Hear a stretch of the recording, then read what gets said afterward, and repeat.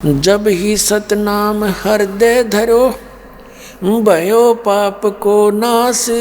जैसे चिंगारी अग्नि की, बाई पड़े पुराने घास। जैसे 6 करोड़ टन घास सूखा पड़ा हो हैं, और उसमें एक माचिस की सीख लगा दे, सारे ने फूंक कर राख बना दे, और चलेगी तेज हवा, आंधी उठा ले जाएगी, उसने कहीं का कहीं पटकेगी, फील्ड क्लियर हो गया। तो क्या बताते हैं कि जैसे आपको बताया परमात्मा ने ऐसा साधन दे दिया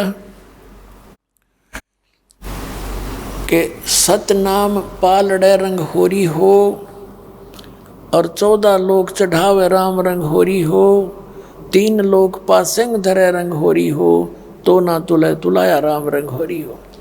एक श्वास उस श्वास के मंत्र की कीमत आपको बताने जा रहा दास परमात्मा के ज्ञान से प्राप्त, या वैल्यू इसकी है। एक श्वास उस श्वास का यानी विधिवत इस दास से प्राप्त करके मर्यादा में रहते हुए उस सुरत नृत्य और मन पवन से इसकी सुमन करते हुए, सुरत नृत्य मन पवन का सीधा सार्थ है ये ध्यान कर लो कि श्वास बाहर छोड़ता हूँ कौन सा मंत्र, अंदर ले रहा हूँ कौन सा जाप कर रहा हूँ, ये सारा लग गया इस पर। सांस पवन होगी, सुरत नृत्य मन बिना ये याद रहे नहीं, मैं बाहर के छोड़ू हूँ। तो ये सुरत शब्द अभ्यास ये है। और ये नकली संत पंथ बताया कर, बोला कान बंद कर ले, आँख बंद कर ले और अंदर सुन ले धुन, ये सुरत शब्द है, ये खाक सुरत शब्द है, ये तो हठ योग है। नाम उठत नाम बैठत नाम सोवत जागवे, नाम खाते नाम पीते नाम से ती लागवे। किसी संत का बता दो जिसने हठ योग किया हो। जिन महापुरुषों को हम मोक्ष मानते हैं उनके इतिहास देख लो, उनकी लीला देख लो।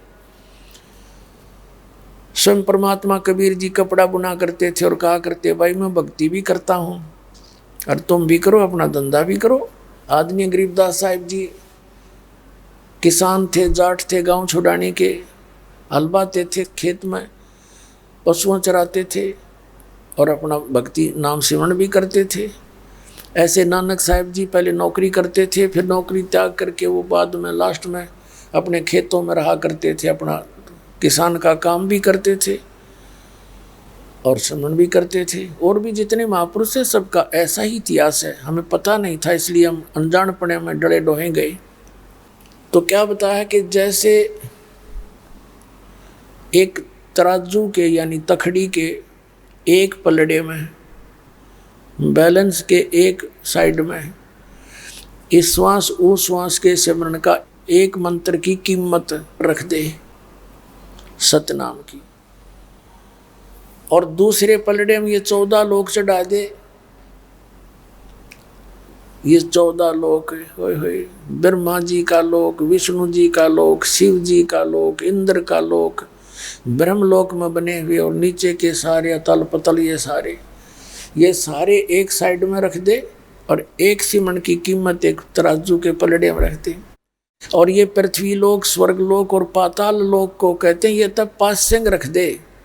अब पास्यंग क्या होता है, जैसे पहले पुराने समय में, अब भी होगी गाँव में वैसे, एक डंडी सी होती थी, उसके सेंटर में एक रस्सी बांध लिया करते मोटी सी, और 2 तरफ उसके रस्सियों से बांधकर 2 पलड़े लटकाए जाते थे, तराजू कहते हैं उसको। तो उसमें कई बार एरर हो जाती थी, कोई उसमें त्रुटि होती थी। तो जो किसान, दास का जन्म किसान परिवार में हुआ, तो हमारे घर पर ये लाला लोग आते थे, कभी गेहूँ लेते थे, कभी ज्वार बाजरे लेते थे। तो उनसे कहा करते कि भी सेठ जी पहले अपनी तराजू ठीक दिखा, बैलेंस ठीक है कि नहीं, उसमें कोई डिफेक्ट होता तो उसी कणक जो सौदा कर रहे हैं उसी में से एक मुट्ठी उठा कर दूसरी पलड़े में डाल कर उसको एररलेस कर लेते थे।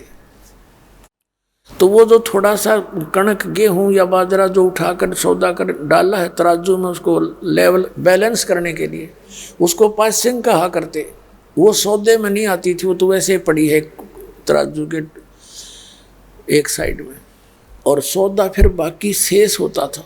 तो परमात्मा कहते हैं यह पृथ्वी लोक और एक कॉमन स्वर्ग लोक है, पितृलोक और स्वर्ग लोक, और नीचे एक पाताल लोक, ये 3 लोक तो यहाँ 5 सिंह रख दे और 14 लोक एक में रख दे, तो ना तुले तुलाया राम रंग होरी हो।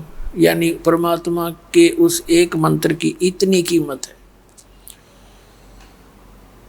तो पुण्यात्मा दुर्दास साहब को बताने जा रहा था,